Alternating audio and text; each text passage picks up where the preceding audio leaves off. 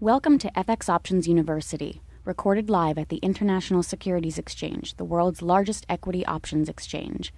Join the industry's top trading professionals as they provide insight and strategies for trading in the currency markets using FX options. FX options are a low-risk alternative to hedging currency moves in any market condition.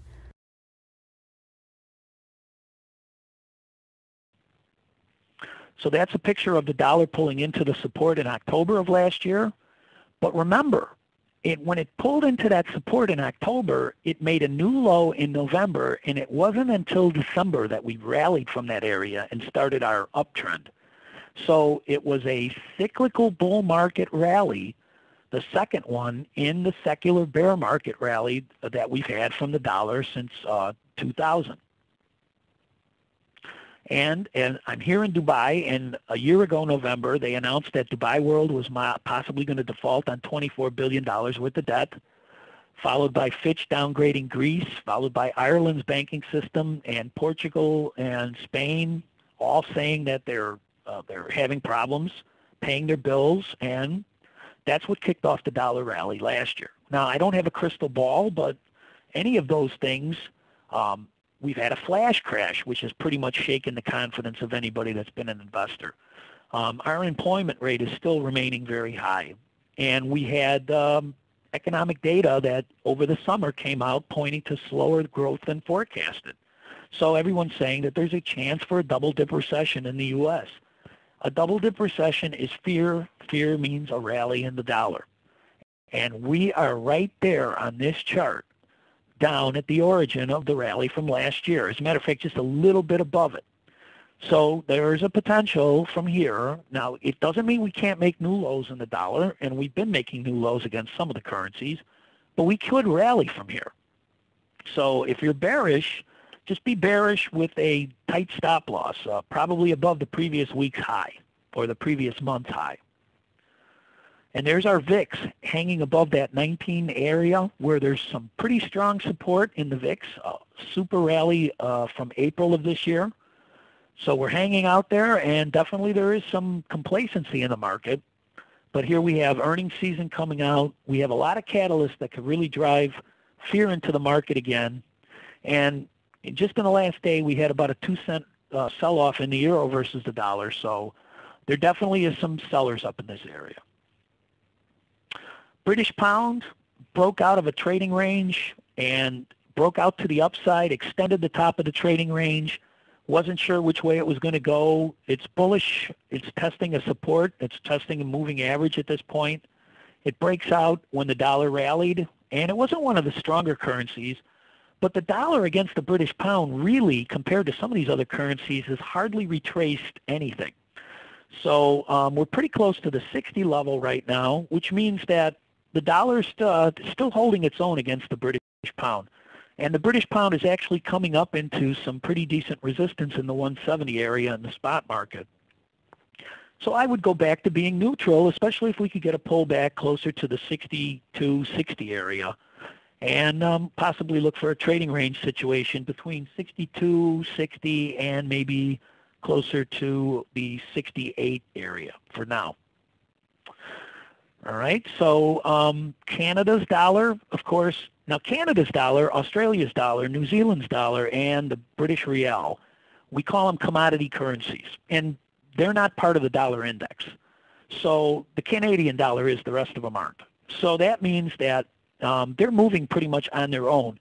And since their currencies are tied to the value of hard assets like copper, lumber, oil, gold, they move in pretty much a different direction than the rest of the baskets. Like Australian dollar, very, very strong. Their economy's been strong. They've been raising interest rates, and it looks like everybody is funding their carry trades by shorting dollars, long Aussie. Okay, but in the case of the Canadian dollar, we have had sideways trading.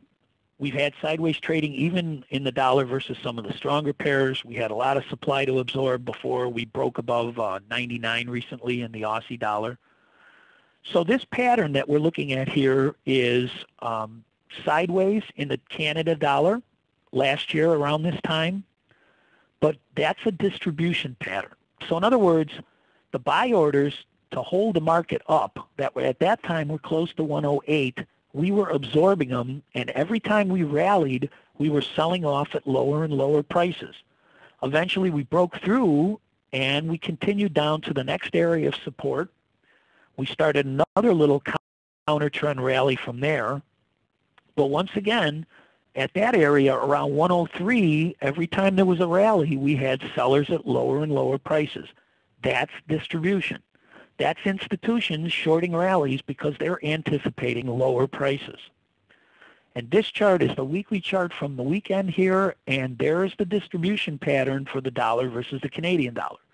So now if it can break through the bottom of the support just below 100, based on this chart, it has the potential to fall to 95. So you've got two choices. If it happens to snap up and rally and you can get an opportunity to short up above 105 at the top of the trading range, do it. But if it happens to break through the support just below parity, it's pretty much look out below. The euro, just again, completing the entire cycle as of last year, coming all the way back down to the bottom of the chart. And a couple of headlines, not since October, we're looking for some of the predictions that the euro is still going to trade to parity. And these are as recent as May of this year. And of course, the euro has had a nice rally from the euro spot currencies had a nice rally from about 120 to 140.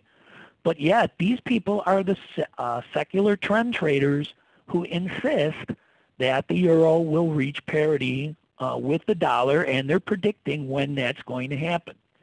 Now, I don't know about you, but I like that rally from 120 to 140. So if it does happen to drop from 140 to parity, that's an opportunity too. And if you're trading leverage products, you could be wiped out by the time that secular trend resumes. So here, we're in the dollar with finding support. And I did this webinar for you guys talking about the possibility of a new trading range. So we were going sideways into December last year. We broke out of that trading range. We ran into some nearby resistance where we kind of went sideways for a while. But if the nearby resistance gives you an opportunity to buy a pullback to rising moving averages, then you can either buy a new high or you can buy some kind of a pullback, which would be buying weakness. Okay? In a downtrend, of course, you can sell when you make a new low, or you can sell a rally. If your personality allows you to sell strength, and a lot of people don't like doing it, then you can sell rallies. But if your personality is more geared towards taking breaks of support, you can sell the new lows. In this case, you had a pullback entry to the rising moving averages after the breakout, and then you had another breakout opportunity when the euro or the dollar made a new high against the euro. So you have both, but only if at this time you become willing to see the big picture of a potential reversal for the dollar, which this is where it happened. Now you can participate in this new uptrend. And it made a brand new high. And of course, once it makes a brand new high at the end of May, it's either going to come back to earth through the bottom of that trading range or continue on higher. So now you can use your moving averages as a guide to where the bottom of your trading range may be. And I mark it off as a potential stage 3 top if I close below the weekly low. Of course, it can continue higher if it rallies through the top. But it turned over from there, and that was the highs for the year. And it was eventually breaking the moving average support. Your moving averages are actually beginning to cross lower. So now you've got to give up the dollar rally and start to look for opportunities to short the dollar, especially if the moving averages cross and you break through that support zone. We rallied up to those downsloping moving averages. So if you want to short a rally, there's your opportunity to short strength. But when it broke through the support the second time, it gave you an opportunity also to short weakness. Please join us again next week. Get trading ideas, exchange rates, webinars, news, and commentary.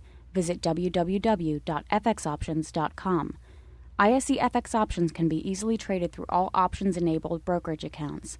These exchange-listed securities are cash-settled in U.S. dollars and have a European-style exercise.